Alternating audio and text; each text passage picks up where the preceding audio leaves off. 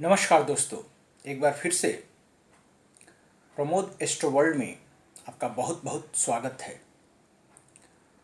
आज हम नक्षत्रों के ज्ञान को आगे बढ़ाते हुए हर नक्षत्र के गुण स्वभाव पर प्रकाश डालेंगे और यह भी जानने की कोशिश करेंगे कि उनके जो देव हैं वो कौन हैं और हमारे लिए उनका प्रभाव अच्छा है कि बुरा है। ये सारी जानकारी हम नक्षत्रों के माध्यम से करेंगे। तो आइए दोस्तों, इस ज्ञान को आगे बढ़ाते हैं। सबसे पहले हम जानना चाहेंगे कि नक्षत्र का मतलब क्या होता है। असल में नक्षत्र दो शब्दों से मिलकर बना है। पहला नक्शा, जिसका अर्थ होता है मानचित्र, और दूसरा तारा। ऐसे में इन दोनों शब्दों को जोड़ने पर बनता है नक्षत्र, जिसका अर्थ होता है तारों का मानचित्र। तो आसमान में तारों के समूह को नक्षत्र कहते हैं। नक्षत्रों की संख्या 27 है और कहा जाता है कि ये सारे के सारे नक्षत्र चंद्र की पत्नियां हैं, जिनसे होकर चंद्र आगे की ओर बढ़ते हैं।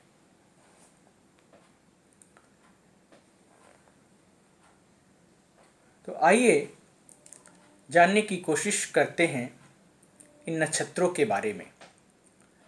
तो सबसे पहले हम लेते हैं अश्वनी नक्षत्र। अश्वनी नक्षत्र अगर किसी व्यक्ति का होता है तो वह देवगण की श्रेणी में आता है। इसके जो स्वामी हैं वो केतु हैं और ज्योतिष शास्त्र में सबसे प्रमुख और सबसे प्रथम अश्वनी नक्षत्र को माना गया है। जो भी व्यक्ति इस नक्षत्र में जन्म लेता है वह बहुत ऊर्जावान होता है और उसके साथ साथ सक्रिय रहना भी पसंद करता है। इनकी महत्वाकांक्षा अधिक होती है और इसके कारण ये जल्दी संतुष्ट नहीं होते हैं। ये लोग रहस्यमयी प्रकृति के इंसान होने के साथ साथ जल्दबाज भी होते हैं और अपना काम पहले कर लेते हैं, बाद में उस पर विचार करते हैं। ये लोग अच्छे जीवन साथी और आदर्श मित्र भी साबित होते हैं। अश्वनी नक्षत्र में 3 तारे एक साथ चमकते हुए अश्व के मुंह की तरफ प्रतीत होते हैं। इस नक्षत्र के तहत पैदा हुआ जातक सुंदर होता है। उन्हें अच्छी तरह से तैयार होना बेहद पसंद होता है तथा स्वभाव में शांत होते हैं और आमतौर पर उन्हें आभूषण और दवा चिकित्सा का भी शौक होता है। तो ये थी हमारी पहले नक्षत्र अश्वनी के बारे में जानकारी। अब हम दूसरे नक्षत्र के चर्चा करेंगे। हमारा दूसरा नक्षत्र भरणी नक्षत्र है। भरणी नक्षत्र मनुष्य गण में आता है। इसकी आकृति गर्भ की तरह होती है। इस नक्षत्र में भी प्रमुख रूप से 3 सितारे होते हैं। इस नक्षत्र के तहत जो जातक पैदा होता है वह अपने जीवन के प्रति उत्साहित होते हैं और इसके अलावा उन्हें उनके जीवन में सुख समृद्धि प्राप्त होती है और यह कभी भी झूठ नहीं बोलते। कहने का तात्पर्य है कि भरसक कोशिश करते हैं कि झूठ से दूर रहें।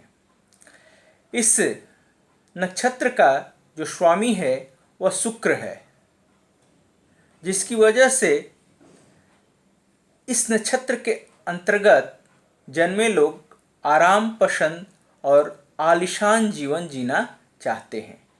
ये आकर्षक होते हैं, सुंदर होते हैं। इनके जीवन में प्रेम सर्वोपरि होता है और जो ये ठान लेते हैं उसे पूरा करने के बाद ही चैन से बैठते हैं। इनकी सामाजिक प्रतिष्ठा और सम्मान हमेशा बना रहता है।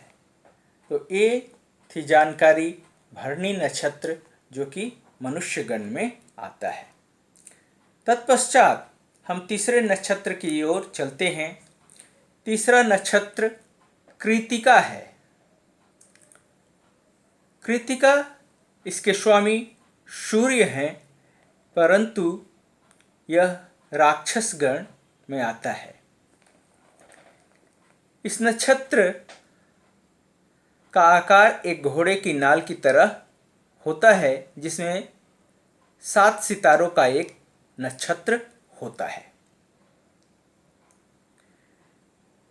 इस नक्षत्र में पैदा हुए व्यक्ति जन्मजात स्वाभिमानी होते हैं और साथ ही उन्हें जीवन में शक्ति या सत्ता में रहने की हमेशा भूख रहती है। शारीरिक रूप से मजबूत और स्वास्थ्य सदैव उत्तम रहता है। हालांकि इनके अंदर गुस्सा बेहद अधिक होता है।